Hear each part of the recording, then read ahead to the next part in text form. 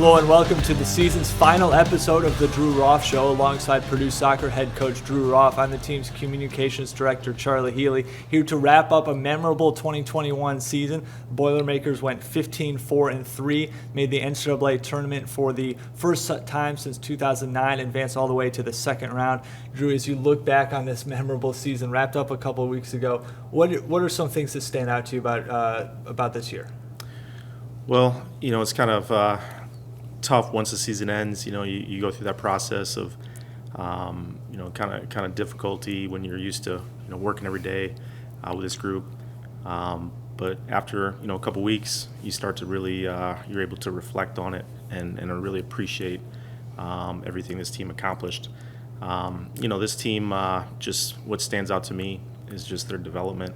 When you look at that senior group, where they were 4 years ago and where they are now, just as an incredible, testament to just how hard they worked. I think it's just, showed up every day and put in the work to get better. I think everybody has goals of, being great and achieving, big things, getting to the postseason, getting all Big Ten accolades and all that. But the key is just to show up every day and really do your absolute best to improve and be open to coaching and really buy in. And this group did that, and to see their consistent progress year to year to year was fantastic, and to see them get rewarded with such a special season that had so many great moments. Obviously, the results were there, and that's what we talk about, but just some of the ways that that senior class in particular came through in the big moments. I think about obviously you have Marissa Bova and Sarah Griffith, who kind of led the way with some of their stellar performances. But the things that stand out to me were some of those incredible moments provided by Tegan Jones, whether it was assist against Ohio State. We desperately needed somebody to make a play. Her goal against Iowa, just the winner at Folk Field. Sydney Duarte, really, really tremendous for us, especially towards the end of the season in the midfield. But that goal against Northwestern was crucial. We really needed that.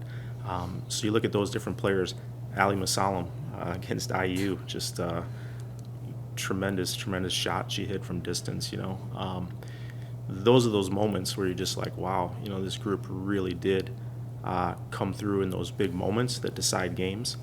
And that was the thing in the past. We're just missing that little piece, and you never know when they're going to kind of find that next step. But they did, and they did it consistently. So their development over time and then their consistency throughout the season is something that I'll always remember and truly appreciate about this group. Yeah, it was a special group, and I was only here for the last 2 years of it, but you saw that the progression, and even after a tough junior year in 2020, which was the spring of 21, they never wavered when the little adversity hit their way, and I think part of that was such a strong start to the year, not only the first couple of games, but in August. It's such a tight-knit group, and that seniors were certainly leading the way, and even the team really didn't face a ton of adversity this year, but they did. Whenever there was a loss, that team never wavered. They kept on pushing forward, and that was impressive. And we talked a lot about the senior class, and they were a big reason for that, being able to continue keep the train moving forward, if you will. Yeah, absolutely. I think when you experience some tough times as an athlete, it can wear you down a little bit in the short term, but if you keep getting back up, it makes you strong. And I think this group was just strong. I think this group knew that they were good. They knew that we were extremely competitive over the years, but we were just missing that little something, and they kept working until they found it, like I said. And sometimes, you never know when, you're going to get over that hump. But once they did, they played with tremendous confidence, and once you get that momentum going, it starts to build. And I'd also like to add, their leadership was crucial as well. But some younger players obviously were given that opportunity. Whether it's Emily Matthews coming in and doing a tremendous job being our playmaker, Lauren Holleran coming in and would give us some stability at that outside back spot, and Gracie Dunaway, young freshman who came in and just provided us a lot of pace and a lot of energy up there. So our seniors led the way, but we also had some, key pieces come in that we were also, needing in order to take that step. So was just a great combination of great leadership, young group that came in and wanted to compete and wanted to help us win. And it was just one of those seasons. I said, I'm doing this a long time, and this will be a group that certainly one that I'll remember 20 years from now and look back on and say, yeah, we did all we could. We got the most out of that year, and it was just so enjoyable to be part of it. You bring up a great point about it wasn't just the seniors making an impact. They certainly led the way, I think, a lot of the times. But the young underclassmen, all of who were coming back next year, really had their moments to shine. And you can pinpoint some for so many different players, if not everyone on the roster, making that small little impact, whether it was one little play or several plays or several big goals. And I think that, and we'll talk about the future a little more later on, but that bodes well for things going forward. But you bring up a good point too. I want to. You mentioned 20 years from now. What are you going to remember most as you reflect, 15, 20 years from now on this team and this year? As I said, just figuring it out. Just the hardest thing to do, is take that next step. You hear that a million times in sports. It's such a cliche. Get to the next level, the next step. Kind of like, what does that mean, right? It just means all those games over the years where. You just maybe there's that one mistake that you make or that one game where you just couldn't find that goal. And soccer is a game of low scoring, as we've talked about. So you could have a great day and the other team gets one chance and you lose. The real top teams find ways to avoid that, and the real top teams find ways even on their worst day, they still find ways to get results. And then when they're having one of their best days, obviously they're going to take care of business and be successful. So this team just found that confidence and found that little bit of edge that it takes, and once they found it, they embraced it, and everybody got behind each other. Everybody was supportive of each other. Like you said, everybody on the team had a role to play, and they played that really well. Some players played a lot, some players didn't play much at all, but the training sessions were always competitive. The energy was always good. There was never, any drama or any issues amongst the players.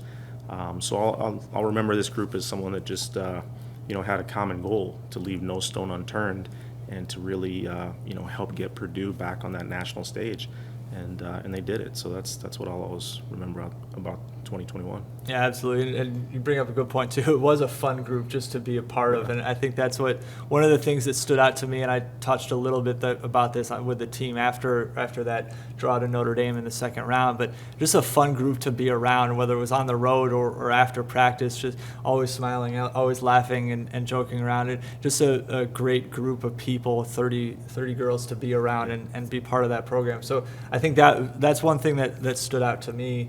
Just about that team chemistry, and hopefully that's something that easily can continue without those 9 seniors who are moving on. But let's talk a little bit about some postseason awards, because while the season did end and things were a little quiet for you, they were not quiet for me, because I was busy writing press releases, well-earned press releases, graphics. Our graphics team did a great job with that too. But all region accolades, first team for Sarah Griffith, third team for Emily Matthews. Those are 2 players that really made an impact throughout the year, and Sarah Griffith, her stats speak for themselves. But their impact on the team and their that recognition was certainly well deserved. Yeah, absolutely. Those are 2 of our attacking players that obviously came through in a big way. One of the hardest things to do in soccer is to score goals. It's a low scoring game, and teams are well organized, and the goalkeepers are playing at a high level here in the Big Ten. So for their ability to combine with each other, their ability to create for themselves and for others, and get the goals, get the assists, I mean, that's what you need. You need to be good inside the 18s, and you need to be efficient. I thought this team was very efficient with the chances we had, and a lot of it is because of those 2 players and their talent in the final third. So, but just great competitors. It was awesome to see Griff and Emily, really connect on and off the field. And, I think, Griff has tremendous respect for Emily, and I think Emily's going to take a lot of lessons learned from playing with Griff, and I think Emily's going to move forward as a leader in our program, and I think a lot of that is the influence that she had from Griff, and it was really awesome to see those 2 play. When those 2 players are clicking and they're working well off each other, sometimes whether it's in training or a game, you just appreciate it. As a coach, you just appreciate good soccer, you appreciate great talent, and just two players that are always deserving of any accolades they receive. Yeah, absolutely. And talk a little bit more about Sarah Griffith, also named an All-American to the second team, the 5th All-American in program history. Her stats are all over the record books, not only for a season, just one of the most impressive single seasons in team history, among the nation's leader in goals, shots on goal, and also points. But also her career stats speak for themselves as well. As Sarah, just put up such an impressive season. What stood out to you about her play? Yeah, I mean, you just talk about clutch players. You talk about big players coming through in big games. Those are all cliches, but they're true. When the games are tough, when the games are tight, when someone needs to step up and grab a hold, that's the toughest thing to do. And she did it consistently against top competition. To see her really have that breakout campaign, always knew she was incredibly talented. But for her to do it consistently throughout the course of a whole season, in the biggest of moments, and help lead us to the postseason for the first time in a long, long time. I mean, it's just one of those years that you marvel at, and you just are so appreciative and impressed by. But I think she just had one of the best seasons overall of any player that I've ever coached. So the consistency and the quality was tremendous. But what also stands out to me about Sarah Griffith is just her leadership. Not always the most vocal person or player, but when she talks, people listen. And you talk about setting an example, how hard she works in training, how committed she is to her development, how committed she is to winning. Like, those are the things that really help change programs and move programs forward. So I'll always remember her for the incredible season she had, which is just unparalleled. But the legacy that she leaves behind is far greater than just those goals she put in. And I think that's something that she should be very proud of, and that's something that was awesome to witness as a coach. One of the best players, one of the best leaders that I've been around. Yeah, no, absolutely. That legacy too, I think, is so important as the program moves forward past what she's done on the field. I think that her impact can continue inside that locker room, even though she's not there. Let's talk about what she's going to be doing next year. She and Marissa Bova both declared for the NWSL draft. Two great opportunities for them. If you're talking to an NWSL GM or a scout, what are you telling them about those two players? Well, I think the most important thing, obviously they have to look at the film, and I never want to. It's just like when we recruit players, from the club level. I never want to say, hey, you should take her. She's going to do this for you, because they know their team, they know the level of the league. But of course, I will tell them the qualities that I have. I think when they call me, and many have, it's about what type of pro are they going to be? What's their attitude? What's their commitment? How do they do things on a daily basis? And for me, it's been really easy, because those two have taken a professional approach to their development and to their game for years now. And so what I tell people about them is that you'll never have to worry about them not being 100% committed to getting better, and 100% committed to helping the team be successful. And they're going to have that approach and that mentality on a day-to-day basis, and they're going to continue to get better because of that. So obviously, I think whoever takes a chance and drafts them or picks them up as free agents, they're going to get a tremendous person in both of those, first and foremost, but also tremendous athletes, tremendous soccer players. So very bright futures for them, and I really look forward to what's next for them, and the type of impact that they're going to make on some franchise here soon. Yeah, absolutely. Two franchises, or maybe one, about to get very lucky come this weekend with the draft, or in the future when they pick up Sarah Griffith and Marissa Bova. A couple more awards we want to highlight. The Academic All-Big Ten team was announced this week as well. 21 Boilermakers were named to the team. 21 were eligible, so everyone eligible for the academic All Big Ten team, which is a 3.0 GPA or higher, and in their second year here at Purdue, was named to the team. So that's pretty cool in the heat of competition and just so much going on within athletics and also academics for the team, every single one of them to be committed and achieve their goals both on and off the field is pretty impressive. That's awesome to see. The academic side is something I don't worry about because our players are so motivated, and Purdue offers that balance of high-end academics and athletics, and our players really buy into that. So really, really happy to see that, and it's something that we're very proud of because students first, athletes second, but hey, be the best you can be in both, and our players really commit to that, and what they're able to do on the field and in the classroom is something that I'm always tremendously impressed by. It's just the amount of discipline and commitment it takes, but they really embrace that, and they take pride in it, and it's something that I really appreciate. Yeah, absolutely. And this person will be the first to tell you that it's all on the student athletes putting in the hard work, but Tanya Foster, our academic advisor, certainly goes a long way in helping our team achieve their goals in the classroom. Absolutely. Looking ahead a little bit, this year's recruiting class, we signed them right before the start of the NCAA Tournament, so a lot going on that week, and it was an exciting week. But ranked number 19 in the country, 10 players coming in. I've had a chance to talk to a couple of them. They're all super excited to get here, and they're talking about being proud to be Boilermakers. I know they're excited to be here, and I know you're excited to have them on campus as well. Yeah, it's a great group of young people. I think they really kind of fit what we're trying to do. Just as far as our team culture, obviously very talented. For them to be able to see kind of what we accomplished this season as well, I think just adds to the excitement, and they're just ready to be part of it. But really talented group. Goalkeeper.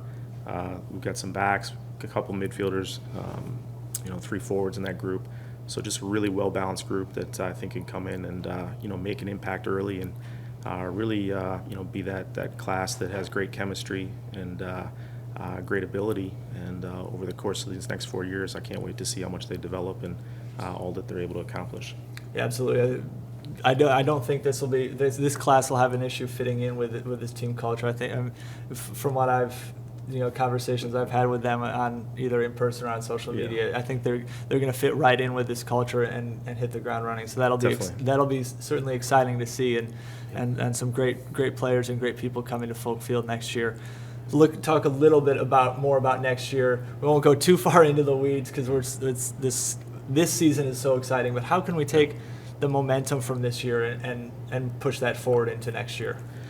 Yeah, I think what was great about this year was so many of our players that are returning were able to be part of this season, and were able to be part of a postseason run, and they're able to experience it. I think anything in life is easier to do once you've done it once, and I think that experience will certainly contribute to their hunger to get back to that level. And obviously there'll be a lot of young players that have an opportunity now with so many seniors that have graduated. So I'm very excited. I think this group, all of these players have been tremendous throughout the year, how hard they train, how hard they prepare, and now they're really getting an opportunity to make more of an impact. And I think a lot of them are going to step up and take hold of that moment. So that development piece, a spring where we can actually work with our players the whole spring, is something that we've missed the last couple of years. So I love that part of the year, and I really look forward to it. But so far, I can just sense that this group, they need some rest. They need to take some downtime, but they seem like the type of group that's highly motivated. It's going to come out this spring and really get after it. So I'm excited about it. I'm going to keep enjoying this past season till about January 1, Charlie, and then then it's really it's go time on 2022, and 2021 was phenomenal. But that'll be I'll be very excited at that point to get that 2022 group going, and really get back to what we love doing the most, which is coaching and working with these players. Yeah, absolutely. Two of the three classes that are moving forward, meaning the freshmen, sophomores, and juniors, two of them have not had a spring season, a traditional spring exhibition season, I should say. So that'll be great development for them, especially that sophomore class, which missed out on that opportunity. So a lot of great things to look forward to, a lot of excitement within the program coming off one of the best seasons in program history here in 2021. We can't wait for 2022 to be here. That will be in August. We'll